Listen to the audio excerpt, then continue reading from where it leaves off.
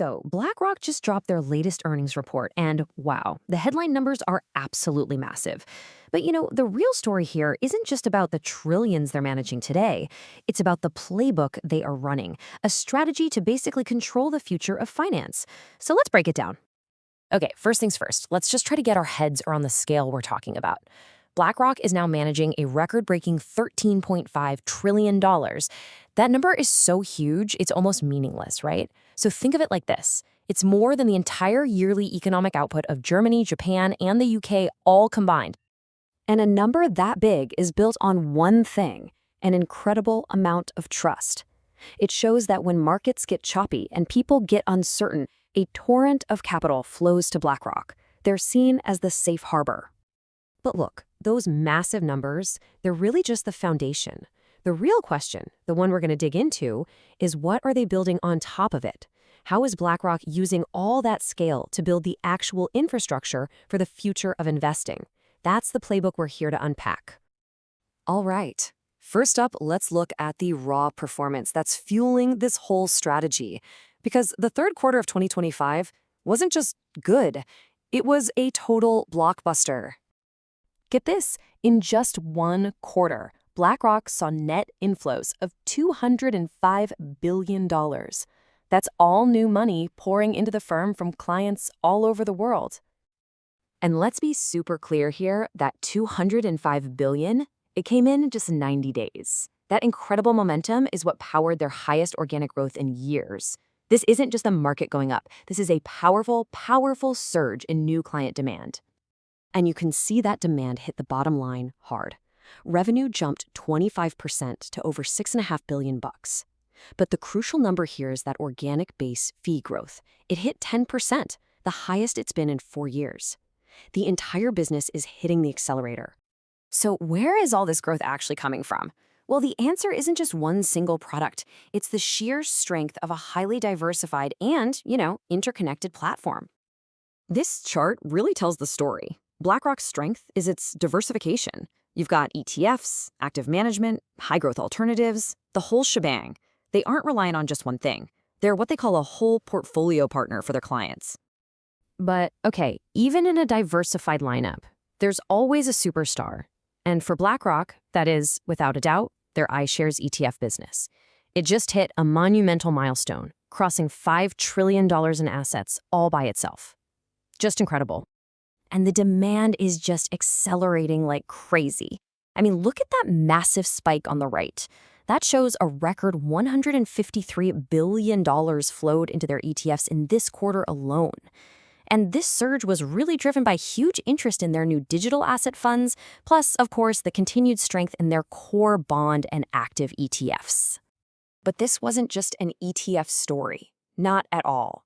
The growth was really broad-based, firing across all these sophisticated areas, like private credit, locking down huge institutional deals, and even growing their cash management platform to over $1 trillion. I mean, every single engine was running hot. Now, this kind of organic growth is amazing, but it's only one part of their playbook. To really speed up their entry into the next generation of finance, they're not just building, they're buying. Their strategy gets at a really fundamental shift happening in finance right now. The lines between public markets, like stocks, and private markets, like infrastructure and credit, well, they're blurring. And to dominate this new converged world, they are making some absolutely enormous acquisitions. Just look at this timeline. In the last year alone, they've bought a leader in infrastructure, a giant in private credit, and, this is the critical part, the absolute gold standard for private market data. This isn't some random shopping spree. It's a very calculated move to own the entire private market ecosystem. Now for what I think is the most forward-looking piece of this entire puzzle. Beyond private markets, BlackRock is making a huge bet on the tokenization of, well, everything. CEO Larry Fink laid out the vision perfectly with this quote. The goal is to build a bridge between traditional finance and the world of crypto and digital wallets. Just imagine being able to buy a piece of an iShares ETF right from your crypto wallet. That's the future they're building right now. And the market they're targeting with this vision, it is absolutely enormous. Right now, there is over $4.5 trillion just sitting in digital wallets. That massive pool of capital is kind of stranded on its own island, right? It's cut off from traditional investments. BlackRock doesn't just see an opportunity here. They see a whole new continent they can connect to the mainland. And they want to be the one who builds the bridge. And the key technology to build that bridge is tokenization. Basically, it's the process of converting the rights to a traditional asset, a stock, a bond, even a piece of real estate, into a digital token. That token can then live on a blockchain, where it can be traded instantly, cheaply, 24/7. This comparison really shows you the revolutionary potential here. The system on the left, that's finance today, a complex, slow machine with all these layers of middlemen that add cost and friction. The system on the right is the tokenized future. We're talking instant settlement, 24/7 markets, and a seamless connection to your digital wallet. It's a complete upgrade to the entire plumbing of finance. So, how do they bring all of this together? You've got the record growth, the huge acquisitions, and this futuristic bet on tokenization. Well, it all comes down to their core philosophy. And this, right here, is the core of the whole strategy, straight from the CEO.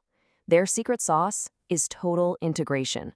When they buy a new company or build a new capability, it isn't run as some separate business. Nope, it gets plugged directly into their single, unified platform, all powered by their legendary Aladdin technology. For clients, it just means they get seamless access to everything. Which leaves us with this final and, I think, really powerful question. By combining public markets, private assets, and digital finance all onto a single technology platform, is BlackRock becoming more than just an asset manager? Are they actually building the essential operating system for the future of money itself? Based on their playbook, the answer seems to be a pretty resounding yes.